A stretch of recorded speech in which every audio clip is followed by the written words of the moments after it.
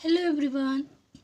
तो ये मेरा 75 हार्ड डे चैलेंज का डे 5 है और मैंने आज का जो टॉपिक बनाया है ह्यूमन न्यूरल सिस्टम, जो कि एनसीईआरटी का है और ये 5वां फ्लो चार्ट है। तो चलिए वीडियो को शुरू करते हैं बिना स्किप किए। और गाइस, लास्ट में जब वीडियो ख़त्म होगा तो मैं आपसे मतलब नीट से रिलेटेड कुछ बातें शेयर करूँगी। वैसे तो सबको ये पता होगा, लेकिन पहले हम अपना टॉपिक ख़त्म करते फिर उसके बाद उस टॉपिक पे बात करते हैं। तो ह्यूमन न्यूरल सिस्टम, आइए देखते हैं कि ह्यूमन न्यूरल सिस्टम के कितने पार्ट होते हैं। तो ह्यूमन न्यूरल सिस्टम के 2 पार्ट हो जाएंगे। पहला CNS, जिसका फुल फॉर्म है सेंट्रल न्यूरल सिस्टम, और PNS, जिसको पेरिफेरल न्यूरल सिस्टम बोला जाता है। अब CNS में बात करें तो क्या क्या आता है? ब्रेन और स्पाइनल कॉर्ड। ब्रेन की बात करें कि ब्रेन के कितने पार्ट होते हैं, तो ब्रेन के सब 3 पार्ट होंगे, फॉर ब्रेन, मिड ब्रेन और हाइंड ब्रेन। अब देखिए, फॉर ब्रेन की बात करें तो फॉर ब्रेन में कितने पार्ट होते हैं? 3 होते हैं, सेरिब्रम, थैलमस और हाइपोथैलमस। गाइस, अगर आपको ये नहीं याद हो पा रहे फॉर ब्रेन में कितने इसके टाइप्स होते हैं, तो इसको आप कोड से याद कर लेना। TCS होता है ना, उससे आप याद कर लेना। T से थैलमस, C से सेरिब्रम और S से हाइपोथैलमस। दूसरा है मिड ब्रेन और तीसरा है हाइंड ब्रेन। तो हाइंड ब्रेन में कितने पार्ट हैं? 3, इसके भी, पॉन्स, सेरिबेलम और मेडुला। अगर आपको ये नहीं याद हो रहा है ना, तो आप PCM कोड से याद कर लेना।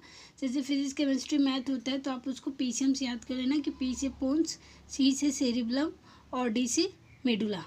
तो ये हमारा CNS वाला पार्ट ख़त्म हुआ। अब हम बात करते हैं पेरिफेरल न्यूरल सिस्टम की। तो पेरिफेरल न्यूरल सिस्टम की बात करें तो इसके 2 टाइप्स होते हैं, सोमैटिक न्यूरल सिस्टम और ऑटोनॉमिक न्यूरल सिस्टम। अगर हम ऑटोनॉमिक न्यूरल सिस्टम की बात करें तो इसके 2 पार्ट होते हैं, सिंपैथेटिक और पैरासिम्पैथेटिक। तो गाइस, ये हमारा आज का हार्ड 75 डेज चैलेंज का 5th फ्लो चार्ट था। आई होप गाइस आपको ये वीडियो अच्छा लगा हो। अगर गाइस वीडियो अच्छा लग रहा है तो please like, share and subscribe. और मैं आपसे ये बोलने वाली थी कि आपको पता है कि नीट का जो रिज़ल्ट है उसमें क्या हुआ है? सबको ये पता चल गया कि क्या हुआ है। अगर पेपर सच में लीक हुआ है तो आप उन बच्चों के बारे में सोचिए जो बेचारे 600, 620, 640 लाख के भी उनको ये नहीं पता है कि उनको गवर्नमेंट सीट मिलेगी। तो आप उन बच्चों के लिए तब सरकार क्या कर रही है? तो मुझे लगता है कि नीट होना चाहिए। और ये बहुत बुरा हुआ। इंडिया का एजुकेशन सिस्टम बहुत बहुत ख़राब है। इस पर अब कोई क्या कह सकता है? पता नहीं क्या है, इस साल जितने भी पेपर हुए सारे लीक हुए हैं। आप एक पुलिस का पेपर हुआ था यूपी में, वो भी लीक हुआ। दूसरा RO का पेपर लीक हुआ। फिर ये NTA का पेपर लीक हो गया, नीट का। मतलब इतने बड़े लेवल पे पेपर लीक हो रहे हैं। और दूसरी बात कि ये लोग मतलब कैसे सेट कर रहे हैं कि पेपर लीक हो जा रहा है, ये बहुत बड़ी बात है। और मैं क्या ही बोलूँ, सबको ये सब पता है और मुझे नहीं लगता कि अब तब गाइस मैं तो ये कहूँगी कि उन बच्चों के साथ बुरा ना होना चाहिए।